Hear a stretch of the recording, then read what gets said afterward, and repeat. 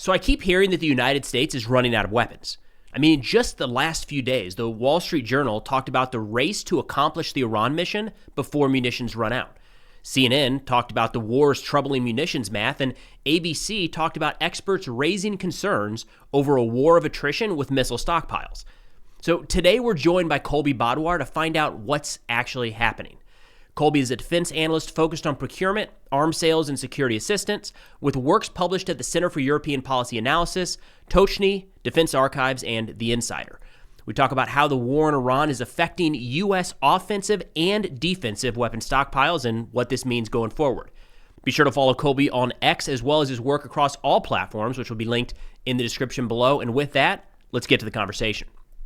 All right, so one of the big hot topics in recent days has been munitions. Are we running out? Do we have enough? Are we purchasing enough? And it's a lot to get into. So Colby, thank you so much for taking the time to talk through this today. Thanks for the invitation, Preston. Looking forward to the conversation. All right, so I think it would make sense to break this out into a couple different sections, one being interceptors, defensive, and then one being offensive, we'll call it precision munitions. Do you think that works as a good kind of subset? Yeah, absolutely. I think it's important to have this distinction between the two. If you look at media reports, there's a lot of headlines that basically just say the U.S. is running out of munitions, and that doesn't really tell you anything because for different categories, there's going to be different inventory levels. So, interceptors, I think everybody can understand, is the broad category that is the most constrained because a lot of these are expensive, especially when we talk about the ballistic missile defense interceptors in particular. Expensive, those have the most complicated to build, longest production times, and the inventories that existed of those were the most limited. So again, it depends on all the different countries, right? Like you have the UAE, but Qatar, Kuwait, Bahrain, the United States' own inventory. So looking at the whole Gulf War 3, we could call it right now, I would say that Bahrain probably is under the most pressure from a ballistic missile defense perspective because they had the fewest interceptors to begin with. But looking at some of the other countries, I would say that they are not at the point of exhaustion yet, and the United States is not at the point of exhaustion either when it comes to missile defense. If we look at yeah. Well, I think if we take it from that approach, let's start with the United States perspective, because that then will help feed into our partners and allies. So just like to be blunt, in the Middle East right now, is the United States at risk of running out of interceptors in the near term? For ballistic missile defense, I would say that they're not at that point. It's difficult to say because we don't know exactly how many the United States has fired. What my understanding is that a lot of the interceptors in aggregate being fired are from the partner countries. So when we see all the statistics that people are coming out with about how many Iranian missiles have been fired, a lot of those are being intercepted by partner countries. So the strain on U.S. stocks would be less. So I don't think that it's at a critical point quite yet. And the data shows us that Iran is firing a lot less missiles. Like just right now, the UAE published their daily update and they had 9 additional missiles coming in at them from Iran. And yesterday was 7. The day before that, it was 3 or 4, I think. So it's down to like single digits at the UAE in particular. And all the available information I've seen is that in general, and the Pentagon is saying the same thing, and the Israelis, that Iran's missile fleet of launchers is being degraded severely, and the number of launches they're getting off is a lot less. So I don't think we're going to hit a critical point where the missiles are not being intercepted at all because there's not enough interceptors. This, I don't mean to blindside you with this one, but it was just published. Foreign Policy put out a stat, what they believe has been fired. And just if this means anything, 90 PAC-2 and PAC-3s by the United States from the Patriot, and then 40 THAAD missiles. Okay. is the That estimate wouldn't from the U.S. surprise me. Yeah, from the Okay. U.S. Yeah, that's very believable. Again, as I just said, like my understanding is that the vast majority of the interceptors being fired are fired by the partner countries and not U.S. forces. So They've got that's 250 from our partners, 250 Patriots, and 30 THAADs estimated. 250 Patriots and 30 THAADs from Patriots from the partner countries.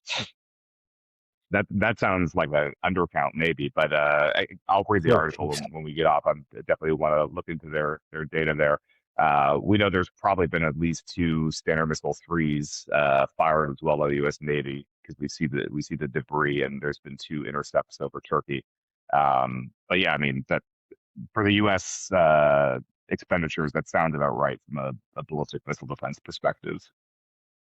Okay, gotcha. And you bring up a good point here where we don't have all of the data. So we're having to make this analysis. We don't know how many munitions have been fired. We don't know how many we have on hand, technically. So it's when we ask about are we running low or are we getting low, it's I mean, it's an important exercise, but we are kind of playing with some pretty significant unknowns, right? Yeah, I mean, as far as how many the U.S. had to begin with, we have a pretty good idea, at least for THAAD, because it's not huge numbers to begin with. So we know how many were delivered to the U.S. Army. We know roughly how many had been expended in the previous operations in the Middle East.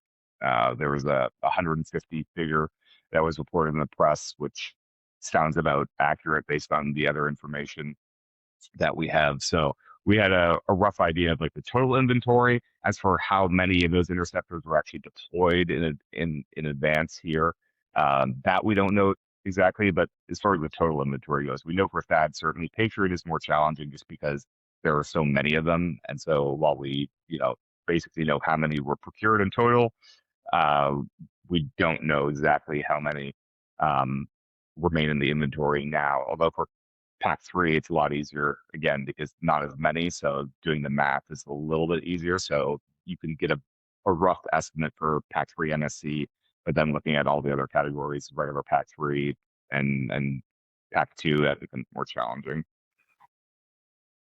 So I want to get into what this looks like because there's all these different factors. What does it mean right now? What does it mean next year? What does it mean in 5 or 10 years? Or what does it mean in other theaters? So I do want to get into that. But real quick, could you talk the difference between Patriot and THAAD, what they would be necessarily engaging? Sure. So they're both ballistic missile defense systems, although Patriot would be also an air defense system. So it's not just intercepting ballistic missiles. Patriot has the ability to engage air breathing targets. So that would be um, aircraft, either fixed or rotary wing, um, mostly just like fixed wing aircraft though, cruise missiles, unmanned aerial systems. So Patriot can address all those threats as well. So Patriot is a lower tier defense system. So it's engaging almost entirely things within the atmosphere in the terminal phase of descent for ballistic missiles. And then THAAD is a higher tier system where it's intercepting things both in the atmosphere and outside the atmosphere. So sort of in the transition area, like the high reaches within the atmosphere and then the lower reaches outside the atmosphere.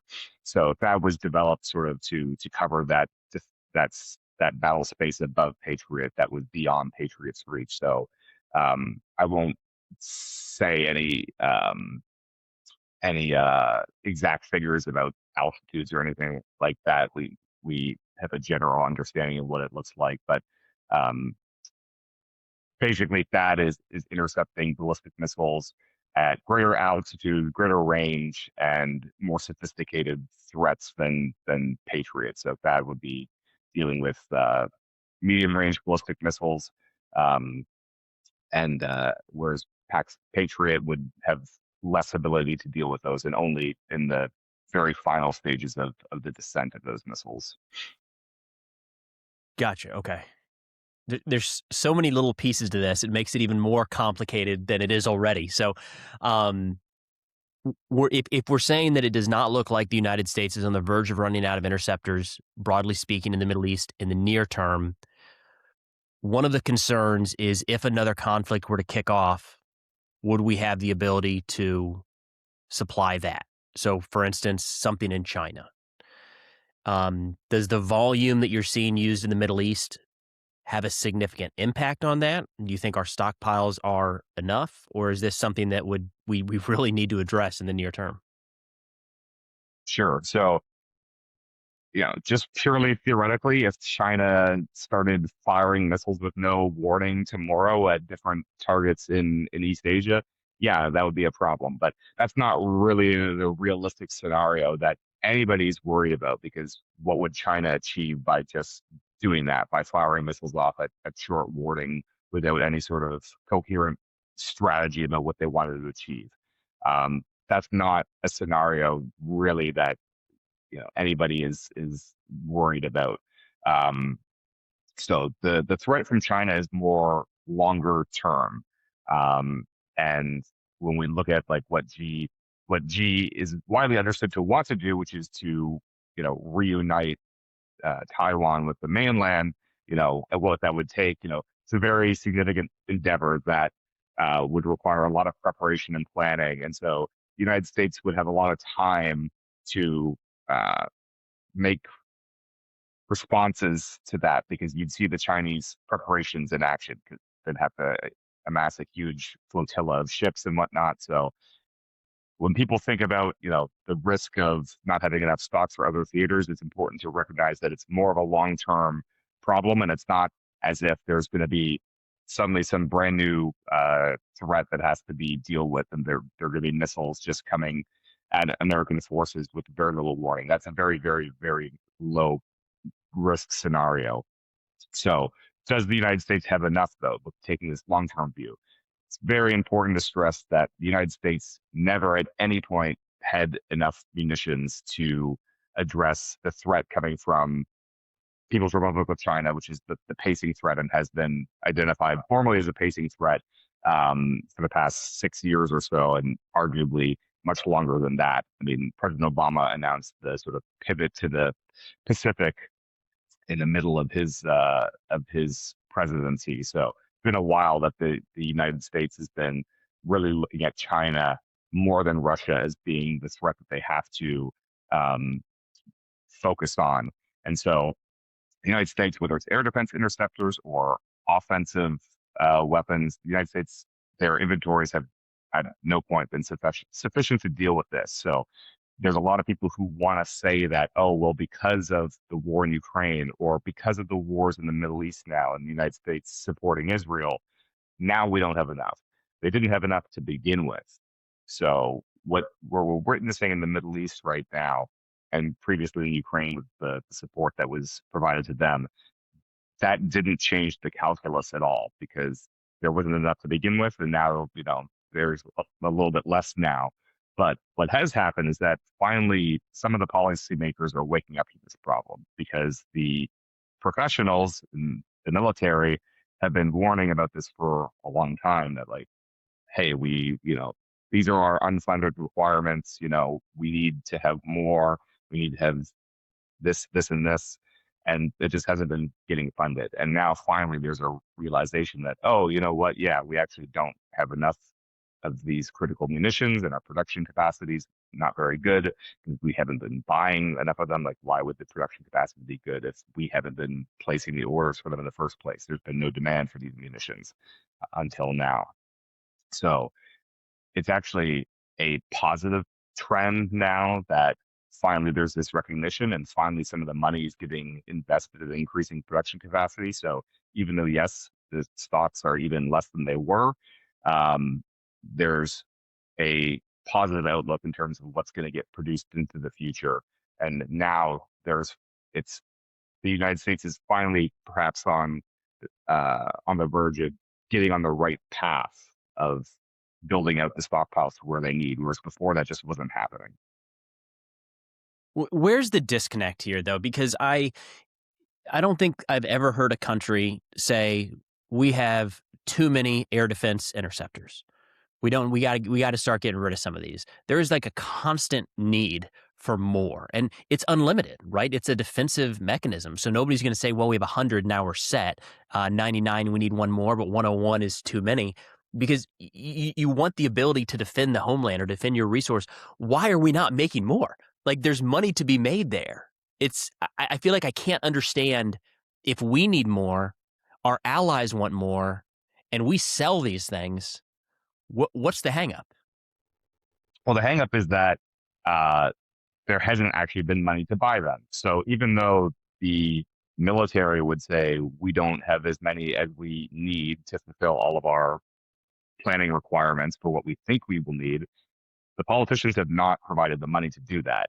And people conflate need with actual demand. So if you look at like Ukraine obviously has a need for a lot of things, but demand means like there's money and the money is being put up and offered and put onto contract. That's demand. Those are two totally different things. So you can have a country that has need, but they have no actual demand because they have no money. So it's a very important distinction. And in the case of the United States, there has not been actual demand because the money has not been provided by Congress to do this. And Congress has not provided the money because, in large part, the administrations, successive, have not asked for it.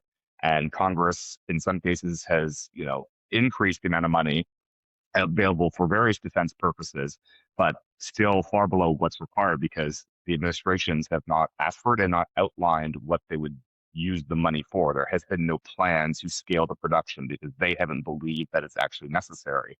So if we take THAAD as an example, over the Biden administration's 4 years, they bought a total of 73 THAAD interceptors over their 4 years. Well, the annual production capacity of those THAAD interceptors is 96 missiles per year. So out of a production capacity of almost 400 that could have been built, the Biden administration themselves only ordered 73. And that was a fairly big reduction from what the Trump administration was buying previously during their first term. They hadn't maxed out the orders themselves, but it was a lot more. And the United Arab Emirates, they had their order being fulfilled at the same time. So the production line was humming along. So Biden comes in, orders very, very little. And basically the Saudis actually bailed the United States out because they placed an order for 360. And if they hadn't done that, the THAAD production line would have either A, gone to minimum sustaining rate, so the production would have been cut down to the bones, and then they would have made one missile per month, or it just would have shut down altogether. And the United States would not have the ability to make any more THAAD interceptors. So people think that, oh, why aren't we making any? Because look, there's so much need, but the demand has not actually existed there. There's been no orders for all of these munitions. That's frustrating. Okay. All right.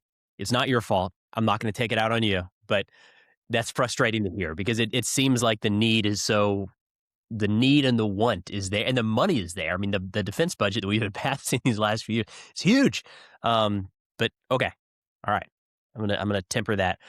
You're talking about something in China, and I think correctly saying there's probably some runway there. It's not like a wake up tomorrow and this is happening.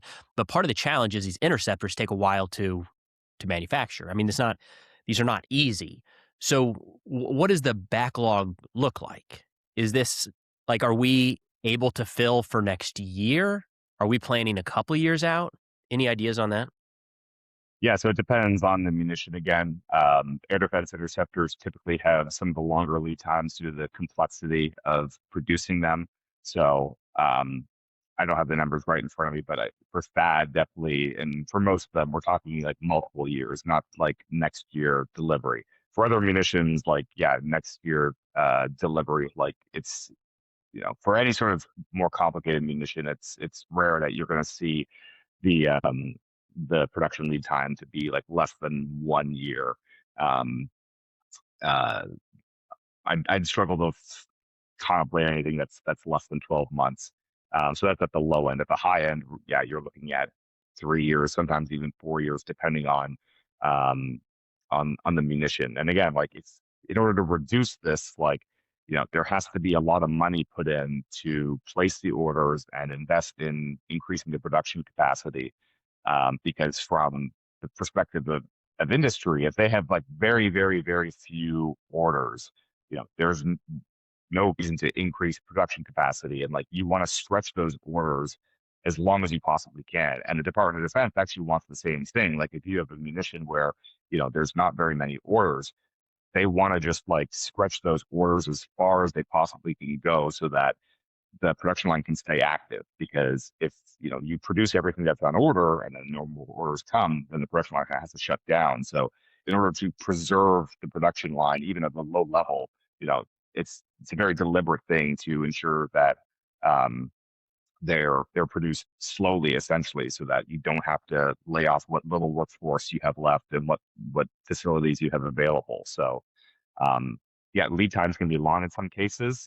Those can be shortened, but again, it's the money has to be put up. And I know people think that the United States defense budget is so large and how could this be possible? But people have to remember that actually, in historical context, the United States is spending extremely little on defense right now, around 3% of gross domestic product, compared to, the floor during most of the Cold War was like 6% for much of it, and then peaking well beyond that during like high intensity periods when the United States was in Korea or Vietnam or some other periods. So, you know, very, very little defense spending in the United States by historical standards. And if you compare the threat environment the United States is in now to, um, you know, history, it's quite high now. Like 3% is early 1990s as the Cold War was finishing, like it was around 3%, then, and transitioned to a little bit below 3% during most of the 90s. So defense spending at levels not that much higher than the 90s, and the threat environment is obviously like astronomically higher now than it was during the 90s when we had this peace dividend for all of us in NATO and the Western world. We all cut down on defense spending, so the money is just not there. The spending is not there. It doesn't reflect the threat and reality that we're all living in. So I feel like on the one hand, we've got kind of the alarmist view of we're going to run out any day now. This is a problem, but it's not good. Like we're definitely in this middle ground, and we don't have as much as we would like, especially talking about interceptors. I mean, if I play out what you just described, assuming that it's 2, 3, 4 year lead time on this stuff, our partner countries would not have been putting in backfill orders until now. Right? The Emirates that have been slinging Patriots left and right didn't need to backfill that arsenal until this week.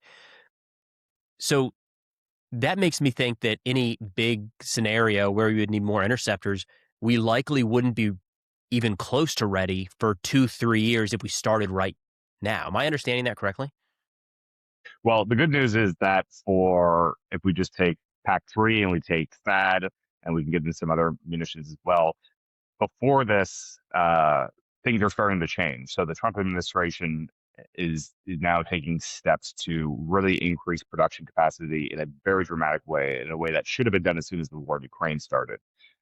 So the Trump administration is starting to negotiate framework agreements with some of these big defense contractors that make these missiles to really ramp up production. So if we look at PAC-3 MSC, for example, for Patriot, they want to take production from last year. Lockheed Martin built 620 interceptors, and they want to take that production to 2,000 interceptors every year. So over 300% increase in production capacity. So that's quite dramatic. Whereas if you compare what the Biden administration was doing, like it increased by, a few hundred missiles per year, basically. They were in the 300 or 400 range somewhere. I'd have to go back and double check where it was annually at the outset of the war in Ukraine. And they made some pretty modest investments to increase that. So the Trump administration is taking a much more dramatic view of what's necessary. So they've got that deal signed or framework agreement. We're still waiting on that contract to be definitized, but between the base budget defense appropriations and the reconciliation bill that was passed, there's a good amount of money to get started on that. More money is going to be necessary, and there's conversations happening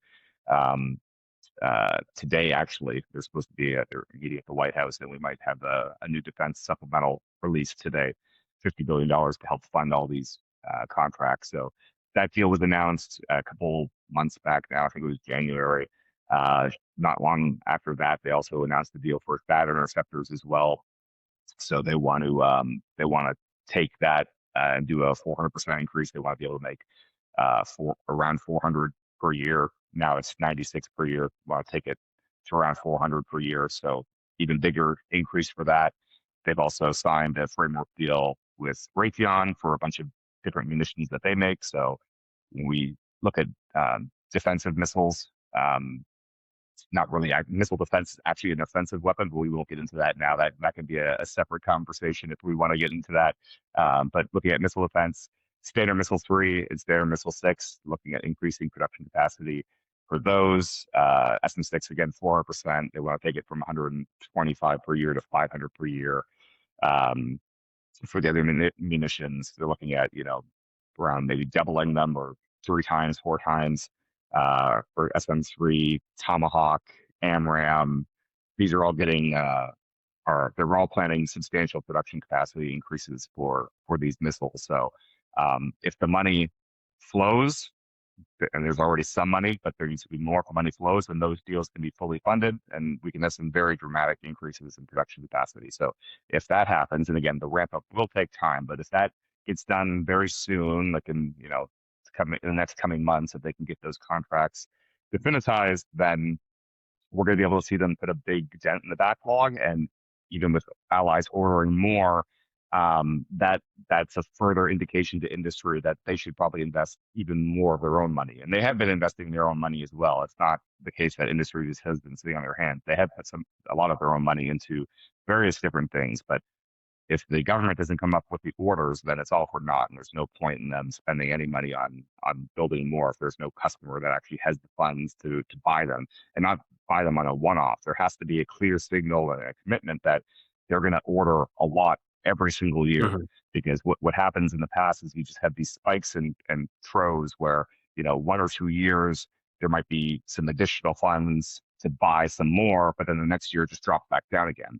So how do you plan for a production capacity increase when you just get, we're going to double our order just this 1 year, and the next year it will be back down to, what it was before. That doesn't achieve anything really. Okay, so steps in the right direction. That makes me feel a lot better than it could be 3-4 years from now before we start getting back on the right track. I want to shift over to offensive, not the missile defense offense. That is a good conversation for another time. But we're talking about precision munitions. I feel like the conversation has bled into that a little bit, where the use of Tomahawks and so on, we're all of a sudden hearing the U.S. is running low. So same question here. Do you think the United States is at risk in the near term of running out of precision munitions in the Middle East? No, absolutely not. Looking at Tomahawk, I think that perhaps some of the Tomahawk usage should be questioned, whether it's very particularly prudent, but Tomahawk is not at risk of running out. Again, the United States didn't have enough to begin with. They should have a lot more considering their requirements and their operational plans, contingency plans for looking at the Indo-Pacific and China. But the United States isn't going to run out of Tomahawks tomorrow. It's not that level of criticality. Thousands of these have been procured. There remains a very large number of them in inventory, even with the expenditures we've seen. So not at risk. And Tomahawk is actually a case where there's a lot of slack capacity in the production line. So whereas the air defense interceptors, they're all maxed out. They're all already operating at the max capacity that those lines have. And so they need more money to build more capacity. For Tomahawk, the United States Navy, and to the little extent that other services have bought and foreign customers have bought, those orders have averaged out to maybe around 100 a year over the past few years, and capacity is 600 missiles per year. So there's so much capacity that exists in that line, where if they just had more orders, they could make a lot more. So, and Tomahawk's one of the munitions that's going to get even more production capacity. So I'm not that worried about Tomahawk for that reason. When we look at some of the other munitions, like at this stage in the operation over Iran, with having at least localized air superiority over a lot of the country, we can see the munitions being employed. There's a lot of stand-in weapons where it's not a powered cruise missile that's being fired from hundreds of kilometers away. They're literally flying over targets and they're dropping um, shorter range precision guided munitions, whether it's a JDAM, Joint Direct Attack Munition, so it's a guidance kit that's strapped to an old unguided dumb bomb, um, or it's a small diameter bomb, which is a purpose-built precision-guided glide bomb, or it's a Hellfire missile being fired from one of the American MQ-9 drones flying overhead. So a lot of these munitions exist in extremely large quantity. We're talking like hundreds of thousands of these weapons in inventory, and the production capacity for these is measured in the tens of thousands per year. So there's very little risk that those are going to run out. So when people say that in general there's a massive munitions crunch, it doesn't really exist in the short term. What the problem again is that it's a long-term problem of not having enough of the key munitions that are going to be important in potential contingency in East Asia. I think there's been a part of this too where it's just a misunderstanding that's spiraled. It's a little bit of an alarmist headline, so I get it. I mean, real quick search, we've got the Wall Street Journal, CNN, and ABC just in the last few days, like the last 48 hours, talking about how we're going to run out of munitions. Those are major publications. Yep. So maybe they need some editorial help over there, Colby. But I do think with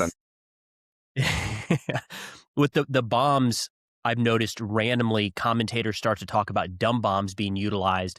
And I think that's another thing that's just getting completely glossed over is they hear bombs. Somebody hears bombs and they think it's a munition just falling out of an airplane. We're hoping it hits the target, kind of ignoring any of the precision guidance kits that we have. So like I think some folks skipped over that entire part. Like we went from Tomahawks, ran out, and now we're dropping dumb bombs over Tehran. Yeah, the United States doesn't use unguided munitions really anymore. Like the default is that these Mark 80 series dumb bombs get a JDAM kit. So the U.S. isn't dropping unguided munitions; they're dropping JDAMs, and they're not doing that because they're running out of Tomahawks. They're doing it because there's no reason to use a Tomahawk. And I would say that we should be very skeptical about the continued employment of any standoff munition.